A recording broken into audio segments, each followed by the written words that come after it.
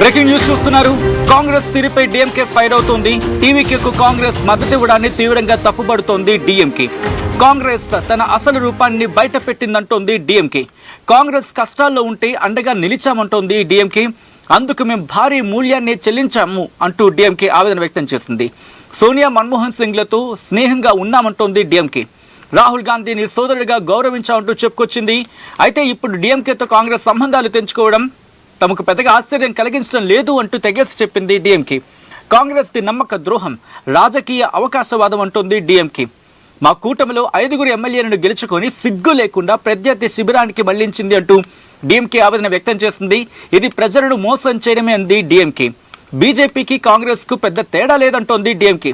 రాహుల్ గాంధీని ప్రధాని అభ్యర్థిగా ప్రకటించడానికి కాంగ్రెస్ హైకమాండ్ సంకోచిస్తున్న టైంలో మొట్టమొదటిగా స్టాలిన్ అధికారికంగా రాహుల్ పేరును ప్రకటించారంది డీఎంకే. ఇండి కూటమి తరపున డీఎంకే అత్యధిక ఎంపీలను పంపించింది అంటూ కూడా చెప్పుకొచ్చింది డీఎంకే. పార్లమెంటు లోపల బయట కాంగ్రెస్కు భుజం కలిసి నడిచామంటోంది డీఎంకే. ఓటమి మాకు కొత్త ఏం కాదు, వెన్నుపోటు కొత్త ఏం కాదు, సమయం వచ్చినప్పుడు ఖచ్చితంగా సమాధానం చెప్తా ఉంటుంది డీఎంకే. దానికి సంబంధించిన బిగ్ బ్రేకింగ్ న్యూస్ చూస్తున్నారు. ఇన్ఫ్యాక్ట్ ఇండి కూటమిలో కాంగ్రెస్కి అతి పెద్ద దిక్కంటూ ఎవరైనా ఉన్నారు అంటే ఈ టైంలో మరి ముఖ్యంగా తమిళనాడు ఎలక్షన్స్ ముందు వరకు కూడా నిర్మోహమాటంగా డీఎంకే మాత్రమే. ఇప్పుడు అదే డీఎంకే కాంగ్రెస్ను ఒక్క మాటలో చెప్పాలంటే తిడుతోంది. బహుశా ఇది కాస్త ఎగ్జాగరేషన్ అవ్వచ్చు, కానీ రాజకీయ భాషలో చెప్పాలంటే ఇది తిట్టు అనే చెప్పాలి. ఎందుకంటే అవకాశవాదం, మమ్మల్ని కూటమిలో మీరు కూటమిలో ఉన్నారు మర్చిపోయారు, మీరు కూటమిలో గెలిచిన 5 ఎమ్మెల్యేలు లేకపోతే మీ అంతటా మీరు మీ ఓన్ సత్తా మీద మీ అంతటా మీరు కనుక పోటీ చేస్తుంటే ఎన్ని సీట్లు వచ్చో ఒకసారి ఆలోచించండి అంటూ అన్న విధంగా ఈరోజు ఇప్పుడు డీఎంకే అంటున్న మాటలు ఇవన్నీ కూడా. ఒక మాటలో చెప్పాలంటే టీవీకేకు కాంగ్రెస్ మద్దతు ఇవ్వడాన్ని తప్పుపడుతుంది డీఎంకే. మరీ ముఖ్యంగా 5 సీట్లు మాత్రమే గెలుచుకుంది కాంగ్రెస్. ఈ 5 సీట్లు కూడా తీసుకువెళ్ళి టీవీకేతో కలిపేసింది, అంటే టీవీకేతో జత కట్టింది. ఒక మాటలో చెప్పాలంటే కాంగ్రెస్ ఇప్పుడు టీవీకేలో తమిళనాడులో కలిసిపోయింది అనుకోవాలి, ఇటు అసెంబ్లీ గురించి మాట్లాడుకుంటే. ఎందుకంటే 5 ఎమ్మెల్యేలు ఉంటే 5 ఎమ్మెల్యేలను కూడా తీసుకువెళ్ళి ఇటు టీవీకేతో మద్దతు ఇచ్చింది అనేది డీఎంకే అంటున్నమాట. మమ్మల్ని మోసం చేసింది, మమ్మల్ని కాదు ఏకంగా ఇండి కూటమిని మోసం చేసింది అనేది డీఎంకే ఇక్కడ అంటున్నమాట. అసలు ఏం జరిగింది? డీఎంకేతో పాటు ఇటు కాంగ్రెస్తో పాటు మిగిలిన కొన్ని పార్టీలు అంటే సిపిఐ, సిపిఎం మీరు చూడొచ్చు. డీఎంకే చేసిన ట్వీట్ని మీరు చూస్తున్నారు. Statement by T R Baalu, treasurer of DMK అంటూ కూడా డీఎంకే అఫీషియల్ స్టేట్మెంట్ అది. The statement issued on behalf of the All India Congress Committee has revealed their true nature, which had been hidden for some time. Whenever the Congress party faced a difficult situation or crisis, the Dravida Munnetra Kazhagam stood by it as a close ally. For that, we paid a heavy price, but we accepted it with an open heart.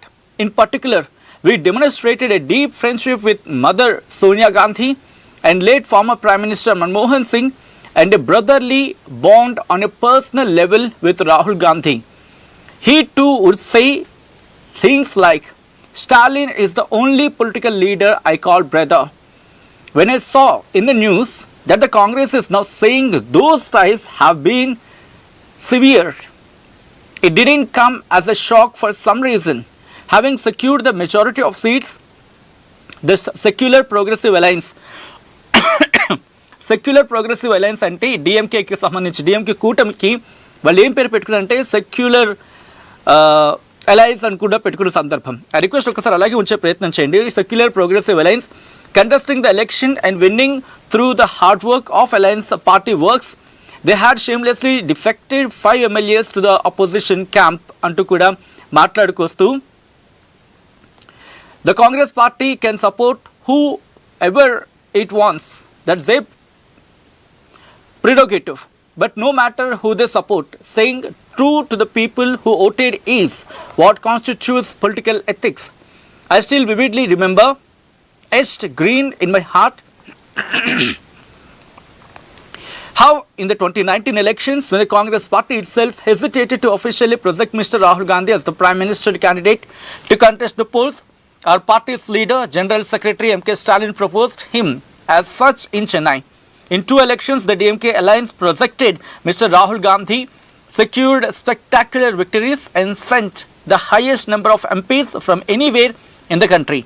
The DMK movement stood shoulder to shoulder, both ideology and emotionally, inside and outside the parliament.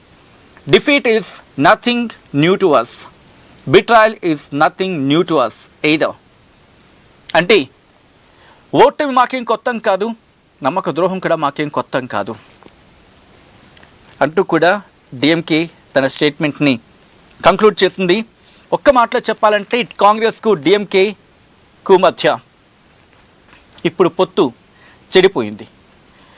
ఒక ప్రశ్న మీ ముందుంచే ప్రయత్నం చేసింది RTV, comment చేసే ప్రయత్నం చేయండి. కాంగ్రెస్ డిఎంకేకు నమ్మక ద్రోహం చేసిందా? ఎస్ అంటూ కొంతమంది, నో అంటూ కొంతమంది. ఎస్ అంటూ దాదాపుగా 70%, ఇంకా చెప్పాలంటే అటు ఇటుగా 80% మంది అవునని అంటున్నారు. నో అని చెప్పి దాదాపుగా 20 నుంచి 30% మంది చెప్తూ ఉన్నారు. డీటెయిల్గా మాట్లాడుకునే ప్రయత్నం చేద్దాం. ఈ ఇద్దరి మధ్య, డిఎంకేకి అలాగే కాంగ్రెస్కి మధ్య చెడిపోయిన పొత్తు మళ్ళీ కలుస్తుందా, లేకపోతే ఇది టీవీకే సాక్షిగా ఇక పూర్తిగా విడిపోయినట్టేనా? డీటెయిల్గా మాట్లాడుకునే ప్రయత్నం చేద్దాం. మా ప్రతినిధి and AP input editor Krishnamohan అక్కడికి వెళ్ళారు, చెన్నై వెళ్ళారు. చెన్నైలో అక్కడ పరిస్థితిని క్లోజ్గా అబ్జర్వ్ చేస్తూ ఉన్నారు. డీటెయిల్గా ఇన్ఫర్మేషన్ అందించేందుకు కృష్ణమోహన్ సిద్ధమయ్యారు. కృష్ణమోహన్ దగ్గరికి వెళ్ళే ప్రయత్నం చేస్తాను. కృష్ణమోహన్, ఇక్కడ టీవీకే సాక్షిగా డిఎంకేకి కాంగ్రెస్కు మధ్య ఆ స్నేహం కావచ్చు, పొత్తు కావచ్చు, పూర్తిగా చెడిపోయింది అనుకోవాలా? ఇటు టీవీకే కొత్త అలయన్స్గా చూస్తుందో కాంగ్రెస్ ఇప్పుడు? డెఫినెట్ గా తెచ్చాను మనం కానీ ఈ విషయాన్ని కొంత ఎందుకంటే కూటమిలో, డిఎంకే కూటమిలో కాంగ్రెస్ ఉంది, వామపక్షాలు ఉన్నాయి, తర్వాత ముస్లిం లీగ్ ఉంది, ఇట్లా చాలా కూటమిలో చాలా పార్టీలు ఉన్నాయి. అయితే ఇప్పుడు సడన్ గా కాంగ్రెస్ నుంచి 5 ఎమ్మెల్యేలు నేరుగా ఈ రోజు ఉదయాన్నే రాహుల్ గాంధీ ఫోన్ చేయడం, తర్వాత నేరుగా వెళ్లి విజయ్ కి మద్దతు పలకడం, ఆ మద్దతు పేపర్ కూడా తీసుకుని 113 108+5 వీళ్ళు కలిసి నేరుగా వెళ్ళి ఆయన్ని కలవడం, గవర్నర్ కూడా కలిసిన సందర్భం కూడా మనం చూసాం. అయితే ఇప్పుడు ఈ ఇష్యూ మీద డిఎంకే చాలా ఫైర్ అవుతున్న పరిస్థితి. కాంగ్రెస్ కష్టాల్లో ఉంటే మేము అండగా ఉన్నాం, కాంగ్రెస్ అంటే సోనియా గాంధీ కానీ మన్మోహన్ సింగ్ తో కూడా మేము చాలా స్నేహంగా ఉన్నాం, రాహుల్ గాంధీని మేము చాలా దగ్గరగా ఒక బ్రదర్ గా చూసాం. ఇప్పుడైతే డిఎంకేతో కాదని వాళ్ళు టీవీకేకి మద్దతు ఇవ్వడం పట్ల డిఎంకే రగిలిపోతుంది. కారణం ఏంటంటే ఇంతకాలంగా, అంటే నిన్న జరిగిన పార్లమెంట్ లో కావచ్చు, మహిళా బిల్లు సందర్భంలో కావచ్చు, వీటన్నిటిలో కూడా పార్లమెంట్ లో అయినా లోకల్ గా అయినా ఏ సందర్భం అయినా మీ ఎనీ టైం మేము మీకు అండగా ఉంటే మీరు మీ బుద్ధిని చూపించారు. మీరే కాదు, కాంగ్రెసే కాదు, బీజేపీ కూడా అటువంటి పరిస్థితి, వీళ్ళిద్దరిని నమ్మకూడదు అని కూడా మాట్లాడిన సందర్భం అయితే చాలా క్లియర్ గా చెప్తున్నారు. మాకు కూడా సమయం వస్తుంది, మా సమయం వచ్చినప్పుడు ఎటువంటి పరిస్థితి ఉంటుందో కూడా మీకు చూపిస్తాం. మేము రాహుల్ గాంధీని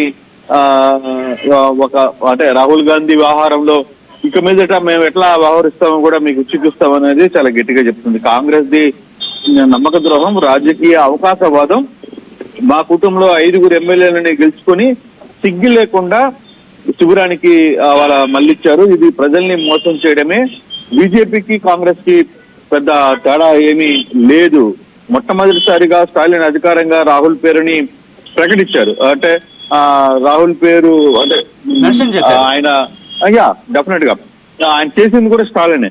అటువంటి సందర్భంలో ఇప్పుడు ఇండి కూటమిలో ఉన్న తరఫున డిఎంకేతో తర్వాత డిఎంకేతో కూడా ఎంపీలని పంపించింది డిఎంకే. నిజంగానే కాంగ్రెస్ లో తమిళనాడులో ఉన్న పొత్తుల భాగంగా కాంగ్రెస్ కూడా 2-3 సీట్లు అక్కడ ఎంపీని గెలిపించి కేంద్రానికి పంపించింది. పార్లమెంటు లోపల బయట కాంగ్రెస్ కు భుజం కలిపి నడిపాం. ఓటమి మాకేమీ కొత్త ఏమి కాదు, వెన్నుపోటు కూడా మాకేం కొత్త ఏమి కాదు. సమయం వచ్చినప్పుడు ఖచ్చితంగా మేము మీకు సమాధానం చెప్తామనేది దీనిపై చాలా సీరియస్ గా చెప్తున్న పరిస్థితి. అంటే అయితే ఒకటి ఇక్కడ స్టాలిన్ తో ఎటువంటి సంబంధాలు ఉన్నాయో రాహుల్ గాంధీకి, at the same time Vijay కూడా అటువంటి సంబంధాలనే మొదటి నుంచి 2009లో కూడా నేరుగా ఆయన వెళ్ళి రాహుల్ గాంధీతో కలిశారు, వాళ్ళ ఇంట్లో చాలాసేపు ఉండొచ్చారు. ఆ రోజు కాంగ్రెస్ తో వెళ్తున్నాడేమో అని అనుకున్నారు.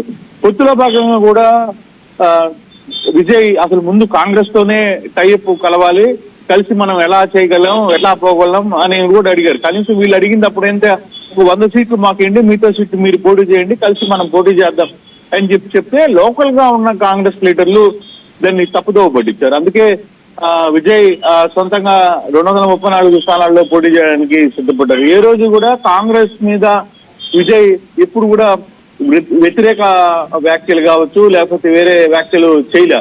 బీజేపీని అతను టార్గెట్ చేశాడు, లేకపోతే డిఎంకేని టార్గెట్ చేశాడు, కానీ కాంగ్రెస్ విషయంలో ఏ రోజు కూడా విజయ్ మాట్లాడిన సందర్భాలు అసలు లేవు. నన్ను అడిగితే అసలు కాంగ్రెస్ మీద మాట్లాడిన సందర్భాలు అసలు లేవు. కారణం ఏంటంటే రాహుల్ గాంధీకి ఇతనికి మధ్య ఉన్న ఒక మంచి రిలేషన్, ఒక మంచి బాండింగ్ ఉంది వీళ్ళిద్దరి మధ్య. అందుకే రాహుల్ గాంధీ రాత్రికి విజయ్కి ఫోన్ చేయడం, లేకపోతే విజయ్ అతనితో మాట్లాడడం, దాదాపుగా 20 నిమిషాలు వీళ్ళిద్దరు కలిసి మాట్లాడడం, గెలిచిన ఎమ్మెల్యేలు మీరుపై మద్దతు ఇవ్వడం చెప్పడం. వేణుగోపాల్ కూడా నిన్న ఒక ప్రెస్ మీట్ పెట్టి మాట్లాడుతూ క్లియర్ గా చెప్పడం. ఒకటి, మతశక్తి పార్టీలు టీవీకి మద్దతు, టీవీకి మద్దతు ఇవ్వనంత వరకు కూడా మేము టీవీకి విజయ్ వెంట ఉంటాం, కానీ ఆ పార్టీలని దగ్గర చేర్చుకుంటే మాత్రం మేము ఉండే ప్రసక్తి లేదనేది చాలా క్లియర్ గా చెప్పిన సందర్భం ఉంది. కృష్ణమోహన్, అంటే డిఎంకే వ్యూహాన్ని ఇటు కాంగ్రెస్ చెడగొట్టింది అనుకోవాలి. అక్కడ సపోర్ట్ కనుక వెళ్ళకపోయి ఉంటే టీవీకే ఇంకాస్త కష్టపడి ఉండేది, ఎక్కడో చోట తమ దారికి వచ్చేది అని చెప్పి డిఎంకే భావించింది అనుకోవచ్చా? ఇక్కడ ఈ ప్లాన్ ని కాంగ్రెస్ భగ్నం చేస్తుంది అనుకున్న వ్యూ అనే ఆలోచనలో ఉందా డిఎంకే?